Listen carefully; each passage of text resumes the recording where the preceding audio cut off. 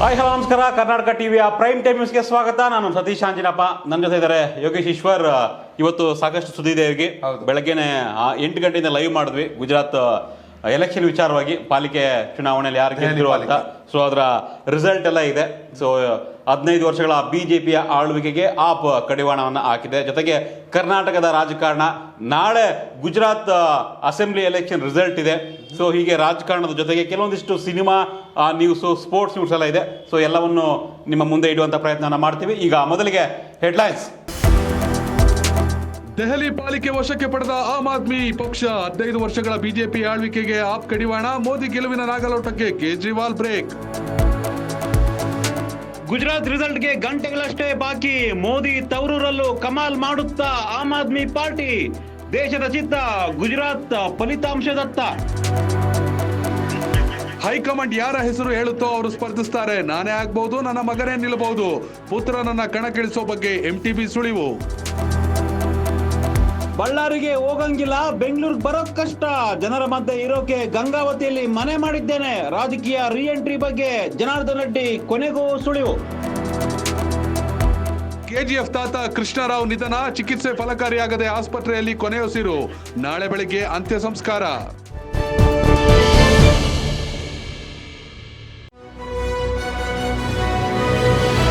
Okay, headlines ನಂತರ ಮೊದಲನೇದಾಗಿ ದೆಹಲಿ ಮಹಾನಗರ ಪಾಲಿಕೆಯಲ್ಲಿ ಬಿಜೆಪಿಗೆ ಕಳೆದ 15 ವರ್ಷದಿಂದ ಭದ್ರಕೋಟೆ ಆಗಿತ್ತು. ಆ ಭದ್ರಕೋಟೆಯನ್ನು ಆಪ್ ಛಿದ್ರ ಮಾಡಿದೆ. ದೆಹಲಿ ವಿಧಾನಸಭೆಯಲ್ಲಿ ಕೂಡ ಆಪ್ ಕಳೆದ 2 ಟರ್ಮ್ನಿಂದ ಇದೀಗ 15 ವರ್ಷಗಳ ಬಳಿಕ ಬಿಜೆಪಿಯನ್ನು ಸೋಲಿಸಿ ಆಪ್ ಎಂಟ್ರಿ ಕೊಟ್ಟಿದೆ. 250 ವಾರ್ಡ್ಗಳಿಗೆ ನಡೆದಂಥ ಚುನಾವಣೆಯಲ್ಲಿ 134 ವಾರ್ಡ್ಗಳನ್ನ ಗೆಲ್ಲುವಲ್ಲಿ, ಅಂದ್ರೆ 126ರ ಬಹುಮತ ಇತ್ತು. ಅದಕ್ಕಿಂತ ಹೆಚ್ಚಿನ ವಾರ್ಡ್ಗಳನ್ನ ಆಪ್ ಗೆದ್ದಿದೆ. ಆದರೆ ಬಿಜೆಪಿ ಕೇವಲ 104 ಸ್ಥಾನಗಳಿಗೆ ಮಾತ್ರ ತೃಪ್ತಿ ಪಡ್ಕೊತು. ನಾವಿಬ್ರು ಕೂಡ ಬೆಳಗ್ಗೆಯಿಂದ ಲೈವ್ ಮಾಡಿದ್ವಿ. ಎಷ್ಟು ರೋಚಕವಾಗಿತ್ತು ಸತೀಶ್. ಹೌದು, ಒಂದು ರೀತಿ ನಾವು ಸ್ಟಾರ್ಟಿಂಗ್ ಅಲ್ಲಿ ಸಮೀಕ್ಷೆಗಳ ಬಗ್ಗೆ ನಾವು ಚರ್ಚೆ ಮಾಡ್ಬೇಕಾದ್ರೆ ಆಪ್ ಒಂದು 150 ಪ್ಲಸ್ ಬರುತ್ತೇನೋ ಅನ್ನೋ ನಿರೀಕ್ಷೆಯಲ್ಲಿ ಇತ್ತು. ಆರಂಭಿಕವಾಗಿ ಆಪ್ಗೆ ಆ ರೀತಿ ಮುನ್ನಡೆ ಬಂತು. ಬಟ್ ಒಂದು ಆಪ್ ಒಂದು 50 ವಾರ್ಡ್ ಮುನ್ನಡೆ ಪಡಿಬೇಕಾದ್ರೆ ಬಿಜೆಪಿ ಕೂಡ ಒಂದು 40 ವಾರ್ಡ್ ಮುನ್ನಡೆನ ಪಡ್ಕೊಳ್ತು. ಅಂದ್ರೆ ನೆಕ್ ಟು ನೆಕ್ ಫೈಟ್ ಇತ್ತು. ಆ ಕ್ಷಣಕ್ಕೆ ಬಿಜೆಪಿ ಓವರ್ಟೇಕ್ ಮಾಡ್ಬಿಡ್ತೇನೋ ಎಪಿ ಅನ್ನ ಅನ್ನೋ ಮಟ್ಟಕ್ಕೂ ಕೂಡ ಬಿಜೆಪಿ ಎಪಿಯನ್ನ ದಾಟಿ ಮುನ್ನಡೆಯನ್ನ ಪಡ್ಕೊಂಡಿತ್ತು ಕೆಲವೊಂದು ಸಂದರ್ಭಗಳಲ್ಲಿ.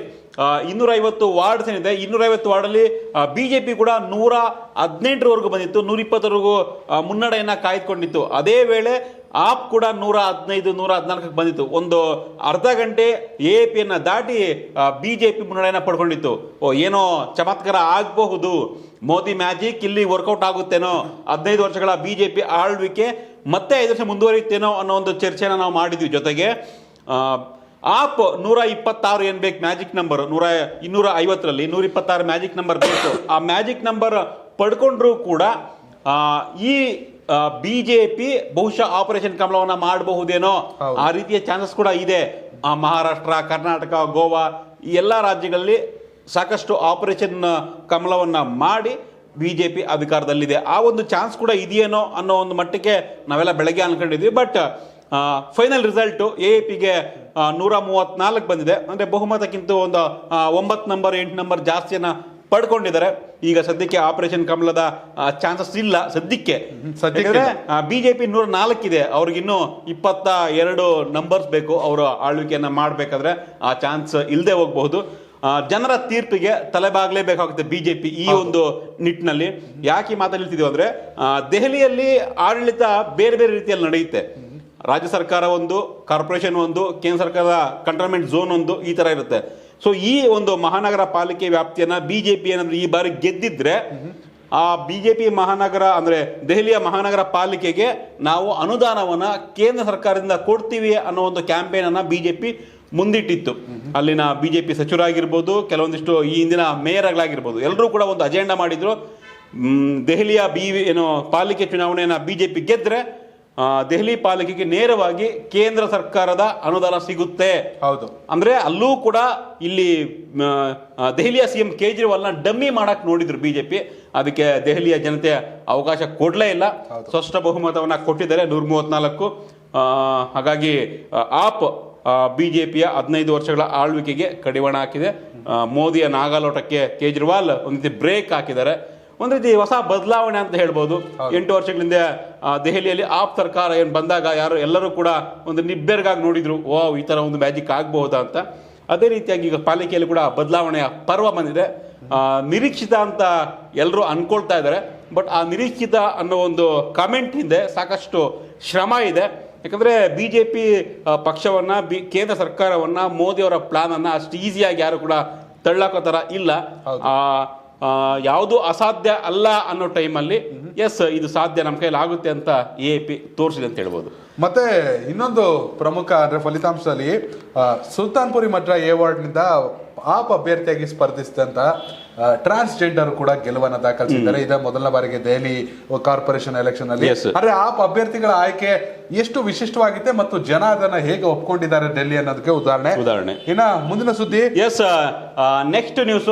ಓಕೆ, ನಾವು ದೆಹಲಿಯ ಪಾಲಿಕೆ ಚುನಾವಣಾ ಫಲಿತಾಂಶವನ್ನ ಇವತ್ತು ನೋಡಿದ್ವಿ. ನಾಳೆ ಇಡೀ ದೇಶ, ಎಸ್ಪೆಷಲಿ ಕರ್ನಾಟಕಕ್ಕೆ ತುಂಬಾ ಮಹತ್ವದ ದಿನ. ಯಾಕಂದ್ರೆ ಗುಜರಾತ್ ಅಸೆಂಬ್ಲಿಯ ಎಲೆಕ್ಷನ್ ರಿಸಲ್ಟ್ ಬರ್ತಾ ಇದೆ. ಗುರುವಾರ ಬೆಳಗ್ಗೆ 8 ಗಂಟೆಯಿಂದ ಶುರು ಆಗುತ್ತೆ ಕೌಂಟಿಂಗು.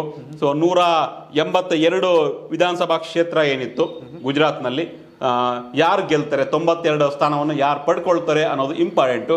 ಈಗಾಗಲೇ ಎಲ್ಲ ಸಮೀಕ್ಷೆಗಳಲ್ಲಿ, ಗುಜರಾತ್ ಸಮೀಕ್ಷೆಗಳಲ್ಲಿ BJPಗೆ ಬಹುಮತ ಬರುತ್ತೆ ಅನ್ನೋ ಒಂದು ಎಕ್ಸಿಟ್ ಪೋಲ್ ಸಮೀಕ್ಷೆಯನ್ನ ಹೇಳ್ತಾ ಇದೆ. ಸೊ ಆ ಒಂದು ಎಕ್ಸಿಟ್ ಪೋಲ್ ಸಮೀಕ್ಷೆಗಳು ನಿಜವಾದ್ರೆ ಮತ್ತೆ 27 ವರ್ಷಗಳ ಸತತ ಆಳ್ವಿಕೆಯನ್ನು ಏನು ಮಾಡಿದ್ದಾರೆ ಬಿಜೆಪಿ ಗುಜರಾತ್ನಲ್ಲಿ, ಮತ್ತೆ 5 ವರ್ಷ ಪ್ಲಸ್ 5 ವರ್ಷ 32 ವರ್ಷಗಳ ಕಾಲ ಬಿಜೆಪಿನೇ ನಿರಂತರವಾಗಿ ಆಳ್ವಿಕೆಯನ್ನ ಮಾಡ್ಕೊಂಡು ಹೋಗಬಹುದು ಅನ್ನೋ ಲೆಕ್ಕಾಚಾರ ಇದೆ.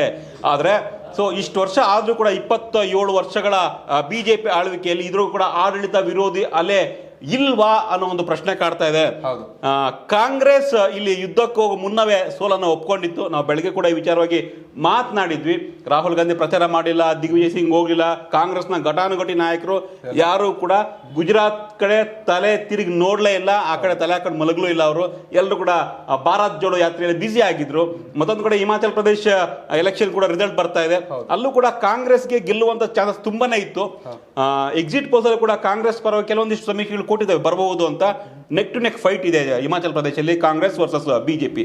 ಒಂದ್ ವೇಳೆ ರಾಹುಲ್ ಗಾಂಧಿ ಅಥವಾ ಕಾಂಗ್ರೆಸ್ ಹೈಕಮಾಂಡ್ ನಾಯಕರೆಲ್ಲ ಹೋಗಿ ಪ್ರಚಾರ ಮಾಡಿದ್ರೆ ಈಸಿಯಾಗಿ ಗೆಲ್ಲಬಹುದಾಗಿತ್ತು ಹಿಮಾಚಲ್ ಪ್ರದೇಶವನ್ನ. Gujarat at the same time Gujarat ಕೂಡ 2017 ಎಲೆಕ್ಷನ್ ಆದಾಗ ತುಂಬಾ ನೆಕ್ ಟು ನೆಕ್ ಫೈಟ್ ಇತ್ತು. ಆಗ್ಲೇ ಗೆಲ್ತಾರೆ ಕಾಂಗ್ರೆಸ್ನವರು ಅನ್ನೋ ಒಂದು ನಿರೀಕ್ಷೆ ಇತ್ತು. ಬಟ್ ಕೊನೆ ಕ್ಷಣದಲ್ಲಿ ಬಿಜೆಪಿ ಗೆಲ್ತು. ಒಂದ್ ವೇಳೆ ಆಗ್ಲಿಂದಲೇ ಪಕ್ಷವನ್ನ ಸಂಘಟನೆ ಮಾಡಿಕೊಂಡು ಒಂದ್ ರೀತಿ 27 ವರ್ಷಗಳ ಏನು ಬಿಜೆಪಿಯ ಆಂಟಿ ಇನ್ಕಂಬೆನ್ಸಿ ಇತ್ತು ಅದನ್ನ ಎನ್ಕ್ಯಾಶ್ ಮಾಡ್ಕೊಬೇಕಾಗಿತ್ತು, ಕಾಂಗ್ರೆಸ್ನವರು ಮಾಡ್ಕೊಳ್ಳಿಲ್ಲ. ಸೊ ಅಲ್ಲೇ ವಿಫಲ ಆಗ್ಬಿಟ್ರು. ಸೊ ಈ ಒಂದು ಹಿನ್ನೆಲೆಯಲ್ಲಿ ನಾಳಿನ ಗುಜರಾತ್ ಫಲಿತಾಂಶ ಸಾಕಷ್ಟು ಕುತೂಹಲವನ್ನ ಉಂಟು ಮಾಡ್ತಾ ಇದೆ. ನೆಕ್ಸ್ಟ್ ಏನಾಗಬಹುದು ಅಂತ. ಜೊತೆಗೆ ಕರ್ನಾಟಕದ ಎಲೆಕ್ಷನ್ ಬೇರೆ ಇದೆ, 4-5 ತಿಂಗಳ ಎಲೆಕ್ಷನ್ ಆಗುತ್ತೆ. ಗುಜರಾತ್ ನಲ್ಲಿ ಬಿಜೆಪಿ ಎಷ್ಟು ಸ್ಥಾನವನ್ನ ಗೆಲ್ಲುತ್ತೆ ಅನ್ನೋದ್ರ ಮೇಲೆ ಕರ್ನಾಟಕದ ಬಿಜೆಪಿಯ ಭವಿಷ್ಯ ಜೊತೆಗೆ AAPಯ ಭವಿಷ್ಯ ಕೂಡ ಇದರಲ್ಲಿ ಅಡಗಿದೆ ಅಂತ ಒಂದು ವಿಶ್ಲೇಷಣೆ ಆಗ್ತಾ ಇದೆ ಯೋಗಿ. ಖಂಡಿತವಲ್ಲ. ಯಾಕೆಂದ್ರೆ ಕಾಂಗ್ರೆಸ್ ತನ್ನ ಕೈಯಿಂದ ತಾನೇ ಮಾಡಿಕೊಂಡಂತ ಅಪರಾಧ. ಭಾರತ್ ಜೋಡೋ ಯಾತ್ರೆ ಸ್ವಾತಂತ್ರ್ಯ ನಂತರದಲ್ಲಿ ಸ್ವಾತಂತ್ರ್ಯಕ್ಕಾಗಿ ಹೋರಾಡೋದಕ್ಕಿಂತ ಅತಿ ದೊಡ್ಡ ಯಾತ್ರೆ ಅಂತ ಬಿಂಬಿಸ್ತು. ಅದಕ್ಕೆ ಸಾಕಷ್ಟು ಜನಾಭಿಪ್ರಾಯ ಕೂಡ ಸಿಕ್ತು. ಆದ್ರೆ ಚುನಾವಣೆ ಸಂದರ್ಭದಲ್ಲಿ ಮನೇಲಿ ಹಬ್ಬ ಮಾಡೋದನ್ನ ಬಿಟ್ಟು ಪಕ್ಕದ ಮನೆಗೆ ಹೋಗಿ ಆಟ ಆಡ್ತಾ ಕೂತಿದ್ರಂತ ಹಂಗಾಯ್ತು ಭಾರತ್ ಜೋಡೋ ಯಾತ್ರೆ. ಇದು ಹಿಮಾಚಲ ಪ್ರದೇಶ ಮತ್ತು ಗುಜರಾತ್ ಚುನಾವಣೆ ಮೇಲೆ ಕೂಡ ಒಂದು ವ್ಯತಿರಿಕ್ತ ಪರಿಣಾಮ ಬೀರೋ ಸಾಧ್ಯತೆ ಇದೆ. ಅದ್ ಯಾಕೆ ಅನ್ನೋದು ಈಗಾಗಲೇ ದೆಹಲಿಯ ಕಾರ್ಪೊರೇಷನ್ ಎಲೆಕ್ಷನ್ ಕೂಡ ಗೊತ್ತಾಗಿದೆ. ಖಂಡಿತವಾಗ್ಲೂ ಇನ್ನು ಮುಂದಿನ ಸುದ್ದಿಯನ್ನು ಗಮನಿಸೋದಾದ್ರೆ ರಾಜ್ಯದ ಪಾಲಿಟಿಕ್ಸ್, ವರಿಷ್ಠರು ಯಾರ ಹೆಸರು ಸೂಚಿಸ್ತಾರೋ ಅವರು ಸ್ಪರ್ಧಿಸ್ತೇವೆ, ನನ್ನನ್ನು ಸ್ಪರ್ಶೋ ಕೇಳಿದ್ರೆ ನಾನ್ ಹೇಳ್ತೀನಿ, ಇಲ್ಲ ನನ್ನ ಮಗನ್ ಕೇಳಿದ್ರೆ ನಾನು ಹೇಳ್ತೀನಿ ಅಂತ ಮಗನನ್ನ ಕಣಕ್ಕಿಳಿಸ್ತೀನಿ ಅಂತ ಸಚಿವ MT ನಾಗರಾಜ್ ಹೇಳಿದ್ದಾರೆ. MTB ನಾಗರಾಜ್ ಅವರು. ಆದ್ರೆ ಯಾವುದೇ ಕಾರಣಕ್ಕೂ ಬಿಜೆಪಿಯಿಂದ ಹೊರ ಹೋಗೋ ಪ್ರಶ್ನೆ ಇಲ್ಲ. ಬಿಜೆಪಿಗೆ 120 ಸ್ಥಾನಗಳನ್ನ ಅಂದ್ರೆ ಸ್ವಂತ ಬಲದ ಮೇಲೆ ಬಿಜೆಪಿಗೆ 2023 ಚುನಾವಣೆಯಲ್ಲಿ ಕೂಡ ಅಧಿಕಾರಕ್ಕೆ ತರಬೇಕು, ಕಾಂಗ್ರೆಸ್ಗೆ ಹೋಗೋ ಮಾತೇ ಇಲ್ಲ ಅಂತ MTB ನಾಗರಾಜ್ ಹೇಳಿದ್ದಾರೆ. ಅಂದ್ರೆ ಮಗನನ್ನ ಅಧಿಕೃತವಾಗಿ ಕಣಕ್ಕಿಳಿಸಬೇಕು ಬಿಜೆಪಿಯಿಂದಲೇ ಅನ್ನೋ ಒಂದು ಲೆಕ್ಕಾಚಾರ ನಡೀತಿದ್ಯಾ. ಈ ಹಿಂದೆ ಒಂದು ಹೇಳಿಕೆಯನ್ನು ಕೊಟ್ಟಿದ್ರು MTB ನಾಗರಾಜ್, ನನಗೆ ವಯಸ್ಸಾಯ್ತು, ಎಲ್ಲಾ ಕ್ಷೇತ್ರದ ಎಲ್ಲ ಹಳ್ಳಿಗಳಲ್ಲಿ ಓಡೋದಕ್ಕೆ ಕಷ್ಟ ಆಗುತ್ತೆ, ಹಾಗಾಗಿ ಮಗನ ರಾಜಕಾರಣಕ್ಕೆ ತರಬಹುದು, ನಾನು ಮಗನ ವಿಧಾನಸಭಾ ಕ್ಷೇತ್ರಕ್ಕೆ ನಿಲ್ಲಿಸುವಂತ ಪ್ರಯತ್ನವನ್ನ ಮಾಡ್ತೇನೆ ಅನ್ನೋ ಒಂದು ಮಾತನ್ನ ಅವರು ಬಹಿರಂಗವಾಗಿ ಹೇಳಿದ್ರು. But final decision high command decision ಮಾಡಬೇಕು. ಯಾಕಂದ್ರೆ MTB ನಾಗರಾಜ್ MLC ಆಗಿದ್ದಾರೆ. ಈಗ MLC ಆಗಿ ಮಂತ್ರಿ ಆದಂತವ್ರು. ಅವ್ರು MLC ಯಾವುದು ಇನ್ನೂ 3 ವರ್ಷ ಇರಬಹುದು. ಸೊ ಹಾಗಾಗಿ ಮಗನನ್ನ ರಾಜಕಾರಣಕ್ಕೆ ಅಖಾಡಕ್ಕೆ ಇಳಿಸಿದ್ರೆ ಈಗ್ಲೇನೆ ಒಂದ್ ಕಡೆ ಶರತ್ ಬಚ್ಚೇಗೌಡ ಅವರ ಮಗ ಕಾಂಗ್ರೆಸ್ನಲ್ಲಿದ್ದಾರೆ. ಕಾಂಗ್ರೆಸ್ಗೆ ಇನ್ನೂ ಅಧಿಕೃತವಾಗಿ ಸೇರ್ಪಡೆ ಆಗಿಲ್ಲ, ಬಟ್ ಕಾಂಗ್ರೆಸ್ ಈಗಾಗಲೇ ಚಟುವಟಿಕೆಯಲ್ಲಿ ಭಾಗಿಯಾಗ್ತಾ ಇದ್ದಾರೆ. ಇಂಡಿಪೆಂಡೆಂಟ್ MLA ಆಗಿದ್ರು ಕೂಡ ಅವ್ರ ತಂದೆ BN ಬಚ್ಚೇಗೌಡರು ಬಿಜೆಪಿಯ ಚಿಕ್ಕಬಳ್ಳಾಪುರದ MP, ಅಪ್ಪ ಬಿಜೆಪಿ MP, ಮಗ ಕಾಂಗ್ರೆಸ್ ನಲ್ಲಿದ್ದಾರೆ.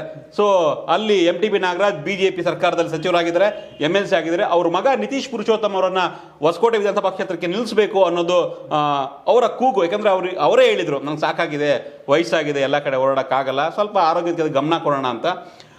ಬಟ್ ಬಿಜೆಪಿ ಹೈಕಮಾಂಡ್ ಅದಕ್ಕೆ ಅವಕಾಶ ಮಾಡಿಕೊಡುತ್ತಾ ಇಲ್ವಾ ಅನ್ನೋದೊಂದು ಚರ್ಚೆ. ಯಾಕಂದ್ರೆ ತಂದೆ MLC ಮಾಡಿ ಮಗನ ಟಿಕೆಟ್ ಕೊಟ್ರೆ ಅಪ್ಪ ಮಕ್ಕಳು ರಾಜಕಾರಣದಲ್ಲಿದ್ದಾರೆ, ಅಪ್ಪ ಮಕ್ಕಳು ರಾಜಕಾರಣ ಮಾಡ್ತಾರೆ, ಕುಟುಂಬ ರಾಜಕಾರಣಕ್ಕೆ ನೀವು ಪ್ರೋತ್ಸಾಹ ಕೊಡ್ತೀರಾ ಅನ್ನೋ ಒಂದು ಕಮೆಂಟ್ ಬರಬಹುದು. ಯಾಕಂದ್ರೆ ಬಿಜೆಪಿ ಕಾಂಗ್ರೆಸ್ನ ಕುಟುಂಬ ರಾಜಕಾರಣದ ವಿರುದ್ಧ ಹೋರಾಟವನ್ನ ಮಾಡ್ತಾ ಇದೆ, ಪದೇ ಪದೇ ಅದನ್ನ ಬಿಂಬಿಸ್ತಾ ಇದೆ.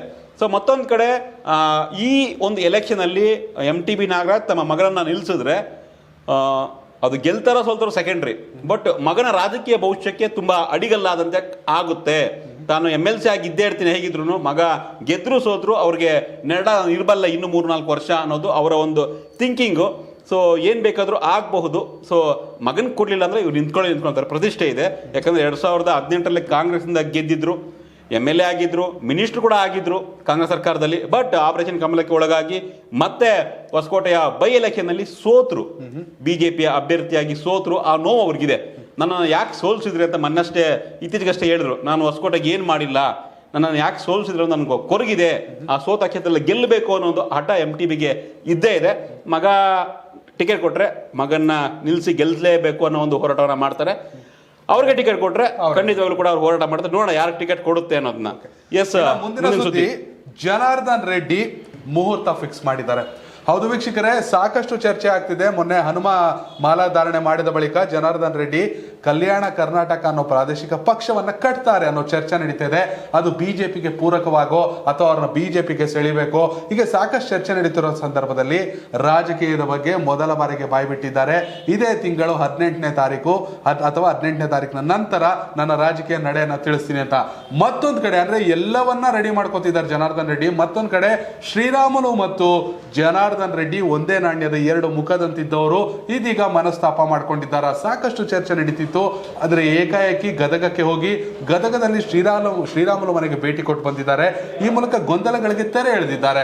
ಮತ್ತೊಂದು ಕಡೆ ಶ್ರೀರಾಮುಲು ಸ್ನೇಹಕ್ಕಾಗಿ ಪ್ರಾಣ ತ್ಯಾಗಕ್ಕೂ ಸಿದ್ಧ. ಅಂದ್ರೆ ಶ್ರೀರಾಮುಲು ಮತ್ತು ಜನಾರ್ದನ್ ರೆಡ್ಡಿ ಜೋಡೆತ್ತಾಗಿ ಈ ಬಾರಿ ರಾಜಕೀಯ ಆಕಾಡಕ್ಕೆ ಒಂದು ಧುಮುಕ್ತಾರ, ಅದು ಬಿಜೆಪಿಗೆ ಪರವಾಗಿ ನಿಲ್ತಾರ ಅಥವಾ ಪ್ರಾದೇಶಿಕ ಪಕ್ಷವನ್ನ ಕಟ್ತಾರ, ಎರಡನ್ನೂ ಬ್ಯಾಲೆನ್ಸ್ ಮಾಡ್ಬೇಕೀಗ ಶ್ರೀರಾಮುಲು. ಈ ಕಡೆ ಫ್ರೆಂಡ್ಶಿಪ್ ಬಿಡೋಂಗಿಲ್ಲ, ಈ ಕಡೆ ರಾಜಕೀಯ ಬಿಜೆಪಿಯನ್ನು ಬಿಡೋಂಗಿಲ್ಲ. ಏನ್ ನಡೀತಾ ಇದೆ? ಎಸ್, ನಾವು ಅವರ ಜನಾರ್ದನ್ ರೆಡ್ಡಿ ಕೆಲವೊಂದಿಷ್ಟು ಹೇಳಿಕೆಯನ್ನ ಕೊಟ್ಟಿದ್ದಾರೆ. ಕಳೆದ 30 ವರ್ಷಗಳಿಂದ ರಾಜಕಾರಣದಲ್ಲಿದ್ದೇನೆ, ಯಾವುದೇ ಬೇರೆ ಪಾರ್ಟಿಯಲ್ಲಿ ಇಲ್ಲ, ನಾನು ಬಿಜೆಪಿಯಲ್ಲೇ ಇದ್ದೇನೆ, ಅಡ್ವಾಣಿ ಕಾಲದಿಂದಲೂ ಕೂಡ ಬಿಜೆಪಿಯಲ್ಲೇ ಇದ್ದೇನೆ, ಬಿಜೆಪಿ ಅನ್ನೋದು ನನ್ನ ಮನೆ ಇದ್ದಂತೆ. ಸೊ ಆ ಒಂದು ಬಿಜೆಪಿ ಪಕ್ಷದಲ್ಲಿ ಇದ್ಕೊಂಡು ಬೇರೆ ಪಕ್ಷಕ್ಕೆ ಕೆಲಸ ಮಾಡಿರೋದು, ಬೇರೆ ಪಕ್ಷದಿಂದ ಏನೋ ಮಾಡಿರೋದು ಏನೂ ಮಾಡಿಲ್ಲ ನಾನು. ನನ್ನ ದೇಹ ಪೂರ್ತಿ, ನನ್ನ ದೇಹ ಏನಿದೆ ಎಲ್ಲವೂ ಕೂಡ ಬಿಜೆಪಿ ಪಕ್ಷದಲ್ಲೇ ಇದೋಗ್ಬಿಟ್ಟಿದೆ, ಬೇರೆ ಕಡೆ ಟಚ್ ಮಾಡೋಕ್ಕೂ ಆಗಲ್ಲ ಅನ್ನೋ ಒಂದು ಮಾತನ್ನು ಹೇಳಿದ್ದಾರೆ. ರಾಮುಲು ಜೊತೆ ಇರ್ತೀನಿ ಅನ್ನೋ ಒಂದು ಮಾತನ್ನು ಹೇಳಿದ್ದಾರೆ. ಸೊ ಎಲ್ಲೋ ಒಂದ್ ಕಡೆ ಬಿಜೆಪಿಯಿಂದಲೇ ಟಿಕೆಟ್ ಸಿಗಬಹುದೇನೋ ಇವ್ರಿಗೆ ಅನ್ನೋ ಒಂದು ಚರ್ಚೆ ಆಗ್ತಾ ಇದೆ. ಇತ್ತೀಚೆಗಷ್ಟೇ ಯಡಿಯೂರಪ್ಪ ಅವರು ಅವರ ಮೊಮ್ಮಗನ ನಾಮಕರಣಕ್ಕೆ ಹೋಗಿ ಬಂದಿದ್ರು. ರಾಮುಲು ಹೋಗಿಲ್ಲ ಅನ್ನೋದಕ್ಕೆ ದೊಡ್ಡ ಸುದ್ದಿ ಆಗಿತ್ತು, ಯಾಕೆ ಆಪ್ತ ಮಿತ್ರ ಹೋಗಿಲ್ಲ ಅಂತ. ಹೀಗಾಗಿನೇ ಆ ಒಂದು ಸುದ್ದಿ ಆದ ತಕ್ಷಣ ಇವರೇ ಹೋಗಿ ಗದಗ್ನಲ್ಲಿ ರಾಮುಲವರನ್ನ ಭೇಟಿಯಾಗಿ, ನಾವಿಬ್ರು ಆಪ್ತ ಮಿತ್ರರಾಗಿ ಇದೀವಪ್ಪ, ದೇಹ ಒಂದೇ, ಬೇರೆ ಬೇರೆ ಆತ್ಮ ಏನೋ ದೇಹ ಬೇರೆ ಬೇರೆ ಅಷ್ಟೇ, ಬಟ್ ಎಲ್ಲ ನಾವು ಒಂದೇ, ನಮ್ಮ ಮನಸ್ಸು ಅನ್ನೋ ತರ ಮಾತನಾಡಿದ್ದಾರೆ. ರಾಮುಲುವನ್ನ ಬಿಟ್ಕೊಡೋ ಪ್ರಶ್ನೆನೇ ಇಲ್ಲ ಅಂತ ರೆಡ್ಡಿನೂ ಹೇಳಿದ್ದಾರೆ, ರೆಡ್ಡಿಯನ್ನ ಬಿಟ್ಕೊಡೋ ಪ್ರಶ್ನೆ ಇಲ್ಲ ಅಂತ ರಾಮುಲು ಹೇಳಿದ್ದಾರೆ. ಅಂದ್ರೆ ಎಲ್ಲೋ ಪ್ಯಾಚಪ್ ಆಗ್ತಿದೆಯೇನೋ ಬಿಜೆಪಿಯಿಂದ ಟಿಕೆಟ್ ಪಡೆಯೋದಕ್ಕೆ ಅಂತ ಚರ್ಚೆ ಆಗ್ತಾ ಇದೆ. ಇದೇ ಅದು ಯಡಿಯೂರಪ್ಪ ಹೋಗಿ ಬಂದ ನಂತರ ಈ ಬಗ್ಗೆ ಜಾಸ್ತಿ ಚರ್ಚೆ ಆಗ್ತಿದೆ.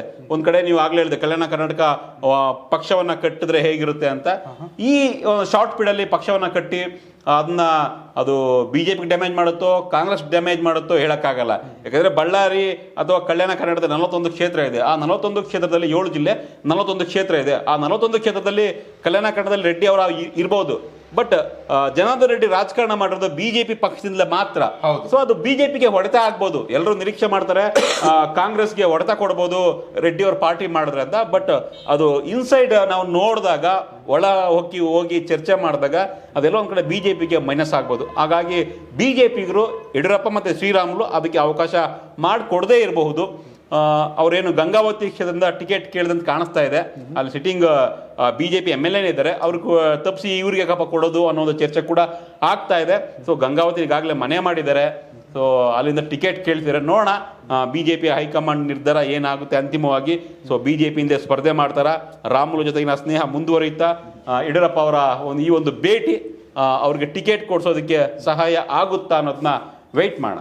ಇನ್ನು ಮುಂದಿನ ಸುದ್ದಿ, ಎಸ್, ಮುಂದಿನ ಸುದ್ದಿ 1992ರ ಬಾಬ್ರಿ ಮಸೀದಿ ಧ್ವಂಸ ಪ್ರಕರಣದ ಎಲ್ಲ 32 ಆರೋಪಿಗಳನ್ನ CBI ವಿಶೇಷ ನ್ಯಾಯಾಲಯ ಖುಲಾಸೆಗೊಳಿಸಿರೋ ವಿರುದ್ಧ ಅಖಿಲ ಭಾರತ ಮುಸ್ಲಿಂ ವೈಯಕ್ತಿಕ ಕಾನೂನು ಮಂಡಳಿ ಸುಪ್ರೀಂ ಕೋರ್ಟ್ ಮೊರೆ ಹೋಗುತ್ತೆ ಅನ್ನೋ ಒಂದು ಮಾಹಿತಿಯನ್ನ ಅಧಿಕಾರಿಯೊಬ್ಬರು ತಿಳಿಸಿದ್ದಾರೆ.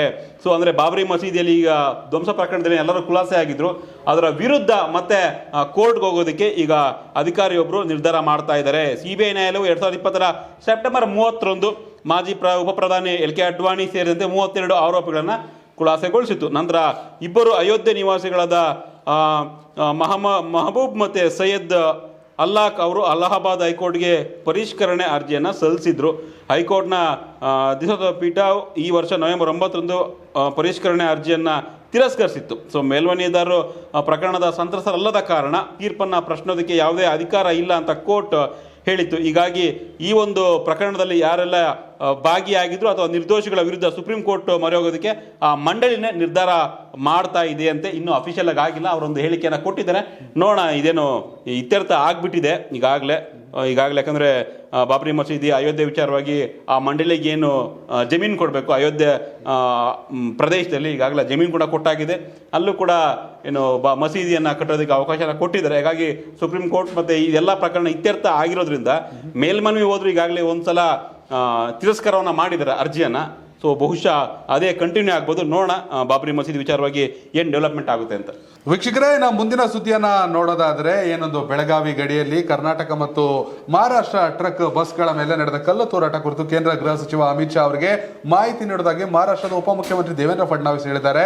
ಈ ಸಂಬಂಧ ಕರ್ನಾಟಕದ ಮುಖ್ಯಮಂತ್ರಿ ಬಸವರಾಜ ಬೊಮ್ಮಾಯಿ ಅವ್ರ ಜೊತೆ ದೂರವಾಣಿ ಮೂಲಕ ಮಾತಾಡಿದ್ದೀನಿ, ಹೀಗಾಗಿ ಒಂದಷ್ಟು ಕಂಟ್ರೋಲ್ ಮಾಡಬೇಕು ನಿಮ್ಮ ಕಾರ್ಯಕರ್ತರನ್ನಂತ ಮನವಿ ಕೂಡ ಮಾಡಿದ್ದಾರೆ. ಆದ್ರೆ ಅವ್ರು ಮಾಡ್ತಿರೋ ಪುಂಡಾಟ ಏನು? ಮತ್ತೊಂದು ಕಡೆ NCP ನಾಯಕಿ ಸುಪ್ರಿಯಾ ಸುಳೆ ಕೂಡ ಇದನ್ನ ಸಂಸತ್ನಲ್ಲಿ ಪ್ರಸ್ತಾಪ ಮಾಡಿದ್ದಾರೆ ಶೂನ್ಯ ವೇಳೆಯಲ್ಲಿ. ಅಂದ್ರೆ ಕರ್ನಾಟಕ ನಡುವಿನ ಗಡಿ ವಿವಾದಕ್ಕೆ ಕೇಂದ್ರ ಗೃಹ ಸಚಿವಾಲಯ ಮಧ್ಯ ಪ್ರವೇಶಿಸಬೇಕು ಅಂತ ಮನವಿಯನ್ನ ಮಾಡಿದ್ದಾರೆ. ಅಂದ್ರೆ ಎಲ್ಲೋ ಒಂದು ಹಂತದಲ್ಲಿ ಗಡಿ ವಿವಾದದ ಖ್ಯಾತೆ ತೆಗೆದವರು ಮಹಾರಾಷ್ಟ್ರದವರು.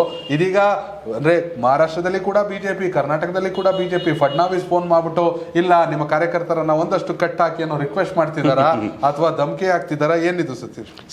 ಗಡಿ ವಿಚಾರ ಯಾವುದೇ ಸರ್ಕಾರ ಇದ್ರು ಕೂಡ, ಯಾವುದೇ ಸರ್ಕಾರ ಯಾರೇ CM ಯಾರೇ ಏನೇ ಇದ್ರು ಕೂಡ ಗಡಿ ವಿಚಾರವಾಗಿ ನಾವು ಅಷ್ಟು ಏಕಾಏಕಿ ನಿರ್ಧಾರಗಳನ್ನು ಪ್ರಕಟ ಮಾಡೋದಕ್ಕೆ, ನಿರ್ಧಾರವನ್ನು ಕೈಗೊಳ್ಳೋದಕ್ಕೆ ಅಷ್ಟು ಈಸಿ ಅಲ್ಲ. ಎಲ್ರಿಗೂ ಕೂಡ ಈಗ ಕರ್ನಾಟಕದಲ್ಲಿ ಭಾಷೆ, ಗಡಿ, ನೀರು ವಿಚಾರವಾಗಿ ಪಕ್ಷಾತೀತವಾಗಿ ಜನ ಹೋರಾಡ್ತಾರೆ. ಅದು ಕೇವಲ ಕನ್ನಡ ರಕ್ಷಣಾ ವೇದಿಕೆ ಅವರು ಅಥವಾ ಕನ್ನಡ ಪರದವರು ಅಂತಲ್ಲ, ಕರ್ನಾಟಕದ ಪ್ರತಿಯೊಬ್ಬರಿಗೂ ಆ ಒಂದು ಫೀಲಿಂಗ್ ಇರುತ್ತೆ, ನಮ್ದಪ್ಪ ಇದು, ನಮ್ಮ ಭಾಷೆ, ನಮ್ಮ ದೇಶ, ನಮ್ಮ ರಾಜ್ಯ, ನಮ್ಮ ಗಡಿ, ನಮ್ಮ ಊರು ಅನ್ನೋದು. ಸೊ ಅದೇ ನಮ್ಗೆ ಎಷ್ಟು ಗಟ್ಸ್ ಫೀಲಿಂಗ್ ಇರುತ್ತೋ ಪಕ್ಕದ ರಾಜ್ಯದವರು ಅವ್ರಿಗೂ ಆ ಗಟ್ಸ್ ಫೀಲಿಂಗ್ ಇರುತ್ತೆ. ಆದ್ರೆ ಕಾಲ್ ಕರ್ಕೊಂಡು ಜನಗಳಿಗೆ ಬರಬಾರ್ದು ಅಷ್ಟೇ. ನಮ್ಮಲ್ಲೇ ಇದ್ಕೊಂಡು, ಈಗ ಬೆಳಗಾವಿಯಲ್ಲಿ ಇದ್ಕೊಂಡು MS ಪುಂಡಾಟಿಕೆ ಮಾಡುತ್ತೆ, ಅದನ್ನ ನಾವು ವಿರೋಧ ಮಾಡ್ತೀವಿ. ನಮ್ಮ ನೆಲದಲ್ಲೇ ಇದ್ಕೊಂಡು, ನಮ್ಮ ಊರಲ್ಲೇ ಇದ್ಕೊಂಡು, ನಮ್ಮ ಕನ್ನಡಿಗರ ವಿರುದ್ಧ, ಕರ್ನಾಟಕದ ವಿರುದ್ಧ ಎತ್ಕೊಳ್ಳುವಂತ ಕೆಲಸವನ್ನು MBS ಮಾಡ್ತಾ ಇದೆ ಪದೇ ಪದೇ. ಅದಕ್ಕೆ ಸಂಬಂಧಪಟ್ಟ ಸರ್ಕಾರಗಳು ಬುದ್ಧಿಯನ್ನು ಕಳಿಸ್ಬೇಕು. ಸಹಜವಾಗಿಯೇ ಈಗ ಸೆಷನ್ ಅಲ್ಲಿ ನಾವು ಮಾತಾಡ್ತೀವಿ ಅನ್ನೋ ಒಂದು ಚರ್ಚೆ ಆಗ್ತಾ ಇದೆ. ಈ ಪ್ರಕರಣ ಸುಪ್ರೀಂ ಕೋರ್ಟ್ ಅಲ್ಲಿ ಇರೋದ್ರಿಂದ ಅಲ್ಲೂ ಚರ್ಚೆ ಆದ್ರೂ ಕೂಡ ಅಷ್ಟು ಗಂಭೀರವಾಗಿ ಪರಿಗಣಿಸಬಹುದಂತ ಅಗತ್ಯ ಇಲ್ಲ. ಸೊ ಚರ್ಚೆ ಆಗಿ ಅದನ್ನ ಸೆಂಟ್ರಲ್ ಗವರ್ಮೆಂಟ್ ಗಮನಕ್ಕೆ ತಂದು ಸುಪ್ರೀಂ ಕೋರ್ಟ್ ನಲ್ಲಿ ಇದ್ರ ಬಗ್ಗೆ ಬೇಗ ಇತ್ಯರ್ಥ ಮಾಡಿ ಅಂತ ಹೇಳಬಹುದು. ನೋಡೋಣ ಏನಾಗುತ್ತೆ, ಯಾವಾಗ ಇದ್ರ ಇತ್ಯರ್ಥ ಆಗುತ್ತೆ ಅಂತ. ಎಸ್, ಮುಂದಿನ ಸುದ್ದಿಯನ್ನ ನೋಡೋದಾದ್ರೆ, KGF ಸಿನಿಮಾದಲ್ಲಿ KGF ತಾತ ಅಂತಲೇ ಫೇಮಸ್ ಆಗಿದ್ರು ಕೃಷ್ಣರಾವ್ ಅವರು ಅನಾರೋಗ್ಯದಿಂದ ನಿಧನರಾಗಿದ್ದಾರೆ. ಸೊ ಕೆಲ ಕಾಲ ಅವರು ಅನಾರೋಗ್ಯದಿಂದ ಬಳಲ್ತಾ ಇದ್ರು. ಖಾಸಗಿ ಆಸ್ಪತ್ರೆಗೆ ಅವರನ್ನ ಸೇರಿಸಿ ಚಿಕಿತ್ಸೆಯನ್ನು ಕೊಡಲಾಗ್ತಾ ಇತ್ತು. ಆದರೆ ಚಿಕಿತ್ಸೆ ಫಲಕಾರಿಯಾಗಿದೆ. ಇವತ್ತು ಮಧ್ಯಾಹ್ನ 3:30ಕ್ಕೆ ಮೃತಪಟ್ಟಿದ್ದಾರೆ ಅನ್ನೋ ಒಂದು ಮಾಹಿತಿ ಸಿಗ್ತಾ ಇದೆ. ಶ್ವಾಸಕೋಶದ ಸೋಂಕು ಉಂಟಾಗಿದ್ದರಿಂದ ಅವರನ್ನು ಬೆಂಗಳೂರಿನ ಸೀತಾ ಸರ್ಕಲ್ ಬಳಿ ಇರುವ ವಿನಾಯಕ ಆಸ್ಪತ್ರೆಗೆ ದಾಖಲು ಮಾಡಲಾಗಿತ್ತು. ಅವರ ಆರೋಗ್ಯದ ಬಗ್ಗೆ ಸಹೋದರ ಸಂಬಂಧಿ ನಂದಕುಮಾರ್ ಅವರು ಈ ಹಿಂದೆ ಮಾಹಿತಿಯನ್ನು ಹಂಚಿಕೊಂಡಿದ್ರು. ಸಂಬಂಧಿಕರ ಮನೆಗೆ ಹೋಗಿದ್ದ ವೇಳೆ ಕೃಷ್ಣರಾವ್ ಅನಾರೋಗ್ಯಕ್ಕೆ ತುತ್ತಾಗಿದ್ದರು. ಬಳಿಕ ಅವರನ್ನು ತಕ್ಷಣ ಆಸ್ಪತ್ರೆಗೆ ಸೇರಿಸಿ ಚಿಕಿತ್ಸೆಯನ್ನು ನೀಡಲಾಗಿತ್ತು. ಆದರೆ ಚಿಕಿತ್ಸೆ ಫಲಿಸದೆ ನಿಧನ ಹೊಂದಿದ್ದಾರೆ. ಸದ್ಯ ಕೃಷ್ಣರಾವ್ ಅವರ ಸಾವಿನ ಸುದ್ದಿ ತಿಳಿದ ಅಭಿಮಾನಿಗಳು ಬೇಸರವನ್ನು ವ್ಯಕ್ತಪಡಿಸಿದರೆ ಕಂಬನಿಯನ್ನು ಮಿಡಿದಿದ್ದಾರೆ. ನಾಳೆ ಬೆಳಗ್ಗೆ ಅಂದರೆ ಗುರುವಾರ ಬೆಳಗ್ಗೆ 11 ಗಂಟೆಗೆ ಸೀತಾ ಸರ್ಕಲ್ನಲ್ಲಿರುವ ಕೃಷ್ಣ ಅವರ ಅಣ್ಣನ ಮನೆ ಬಳಿಯ ಸ್ಮಶಾನದಲ್ಲಿ KGF ತಾತ ಅವರ ಅಂತ್ಯಕ್ರಿಯೆ ನಡೆಯುತ್ತೆ. ಎಸ್ ವೀಕ್ಷಕರೇ, ನಿಜಕ್ಕೂ ಅವರೇ KGF ಸಿನಿಮಾ ಬಂದ್ಮೇಲೆ ಸಾಕಷ್ಟು ಫೇಮಸ್ ಆಗಿದ್ರು, ಕಲಾವಿದರಾಗಿದ್ರು ಕೂಡ ಅವ್ರು ಗುರುತಿಸಿದ್ದು KGF ತಾತ ಅಂತಾನೆ. ಇನ್ನು ಮುಂದಿನ ಸುದ್ದಿಯನ್ನ ನೋಡೋದಾದ್ರೆ 8 ವರ್ಷಗಳ ಬಳಿಕ ಟೀಮ್ ಇಂಡಿಯಾ ಪರವಾಗಿ ಆರಂಭಿಕರಾಗಿ ಕಣಕ್ಕಿಳಿದಂತ ವಿರಾಟ್ ಕೊಹ್ಲಿ 8 ವರ್ಷದ ಬಳಿಕ ಕೂಡ ಫ್ಲಾಪ್ ಆಗಿದ್ದಾರೆ. ಈ ಹಿಂದೆ ಅವರು 2014ರಲ್ಲಿ ನ್ಯೂಜಿಲೆಂಡ್ ವಿರುದ್ಧ ಓಪನಿಂಗ್ ಬ್ಯಾಟ್ಸ್ಮನ್ ಆಗಿ ಬಂದಿದ್ದು ಕೊನೆ ಆ ಮೂರು ರನ್ಗೆ ಔಟ್ ಆಗಿದ್ರು. ಈಗ ಬಾಂಗ್ಲಾದೇಶದ ವಿರುದ್ಧ ಕೇವಲ 5 ರನ್ಗೆ ಔಟ್ ಆಗಿದ್ದಾರೆ. ಅಂದ್ರೆ ಮೊದಲು ಬ್ಯಾಟಿಂಗ್ ಮಾಡಿದಂಥ ಬಾಂಗ್ಲಾದೇಶ ಮೊದಲ ಮ್ಯಾಚಲ್ಲಿ ಹೀನಾವಾಗಿ ಸೋತಿದ್ರು. 2ನೇ ಮ್ಯಾಚಲ್ಲಿ 7 ವಿಕೆಟ್ ನಷ್ಟಕ್ಕೆ 271 ರನ್ ಕಲೆ ಆಗ್ತು. ಮ್ಯಾಚಲ್ಲಿ ರೋಹಿತ್ ಶರ್ಮಾ ಇಂಜುರಿ ಆದ್ರು, ಹೀಗಾಗಿ ಅನಿವಾರ್ಯವಾಗಿ ವಿರಾಟ್ ಕೊಹ್ಲಿ ಓಪನರ್ ಆಗಿ ಬರಬೇಕಾಯ್ತು. ಆದರೂ ಕೂಡ ಫ್ಲಾಪ್ ಆದರು. ಅಂದರೆ ಸುದೀರ್ಘವಾಗಿ ಚರ್ಚೆ ನಡೀತಿರೋದು ವಿರಾಟ್ ಕೊಹ್ಲಿಗೆ ಅಂದರೆ ಒಂದು ಇನ್ಫಾರ್ಮ್ ಅನ್ನೋದು ಕಂಟಿನ್ಯೂ ಆಗ್ತಾ ಇಲ್ಲ. ಈಗಾಗಲೇ T20 ವರ್ಲ್ಡ್ ಕಪ್ ಸೋತಿದ್ದೀವಿ, ಏಷ್ಯಾ ಕಪ್ ಸೋತಿದ್ದೀವಿ. ಮುಂದೆ ಭಾರತದಲ್ಲಿ 2023ಕ್ಕೆ ಏಕದಿನ ವಿಶ್ವಕಪ್ ನಡೆಯುತ್ತೆ. ಇಂತಹ ಸಂದರ್ಭದಲ್ಲಿ ವಿರಾಟ್ ಕೊಹ್ಲಿ ಟೀಮ್ ಇಂಡಿಯಾದ ಆಸ್ತಿ, ಅವ್ರ ಫಾರ್ಮ್ ಬಗ್ಗೆ ಹೆಚ್ಚಿನ ಕಾನ್ಸಂಟ್ರೇಟ್ ಮಾಡಬೇಕು. ಆಮೇಲೆ ಇತ್ತೀಚೆಗೆ ಭಾರತ ತಂಡ ತುಂಬಾನೇ ಹೀನಾಯವಾಗಿ ಸರಣಿಗಳನ್ನು ಸೋಲ್ತಾ ಇದೆ. ಇದು ಬೇಸರದ ಸಂಗತಿ. ಏನಾದರೂ ವಿರಾಟ್ ಕೊಹ್ಲಿ ಫ್ಯಾನ್ಸ್ ಅವ್ರನ್ನ ಬೆಂಬಲಿಸ್ತಾರೆ, ಅವರು ನಿಜಕ್ಕೂ ಕೂಡ ಫಾರ್ಮ್ಗೆ ಬರಲಿ. ಭಾರತದಲ್ಲೇ ನಡೆಯುವಂಥ ವಿಶ್ವಕಪ್ಪನ್ನು, ಏಕದಿನ ವಿಶ್ವಕಪ್ಪನ್ನು ಭಾರತ ತಂಡ ಗೆಲ್ಲಿ ಅಂತ ಆಶಿಸೋಣ. ಇದು ಇವತ್ತಿನ complete news. Prime time news. ಇಷ್ಟೊತ್ತು ಪ್ರೈಮ್ ಟೈಮ್ ನ್ಯೂಸ್ ಸಾಕಷ್ಟು ಸುದ್ದಿಯನ್ನು ನೋಡಿದ್ರಿ ನೀವು. ಸೊ ಎಲೆಕ್ಷನ್ ವಿಚಾರವಾಗಿ ಸಾಕಷ್ಟು ದೊಡ್ಡ ಡೆವಲಪ್ಮೆಂಟ್ಸ್ ಆಗ್ತಿದೆ. ಕರ್ನಾಟಕದಲ್ಲೂ ಕೂಡ ರೆಡ್ಡಿ MTB ಅವರ ಸುದ್ದಿಯನ್ನು ನೋಡಿದ್ವಿ. ಸೊ ನಾಳೆ ಬೆಳಗ್ಗೆ 8 ಗಂಟೆಯಿಂದ ಮತ್ತೆ ನಮ್ಮ ಕರ್ನಾಟಕ ಟಿವಿಯಲ್ಲಿ ಗುಜರಾತ್ ಎಲೆಕ್ಷನ್ನ ಕ್ಷಣದ ಅಪ್ಡೇಟ್ಸ್ ಇರುತ್ತೆ. ಸೊ ಎಲ್ಲ ಫಲಿತಾಂಶವನ್ನು ನಿಮಗೆ ನೀಡುವಂಥ ಪ್ರಯತ್ನ ನಾವು ಮಾಡ್ತೀವಿ. ಈಗ ನಾನು ಯೋಗೀಶ್ ಹೋಗ್ಬರೋ ಸಮಯ. ಇದು ಕರ್ನಾಟಕ ಟಿವಿ, ಕನ್ನಡಿಗರ ಧ್ವನಿ. Thank you.